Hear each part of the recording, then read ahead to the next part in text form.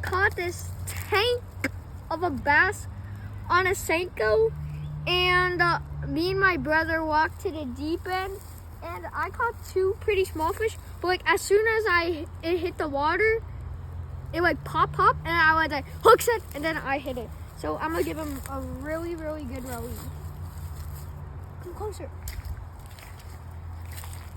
Bro, just drop it. Ouch, you're biting me. Yo, he hit the sea lion.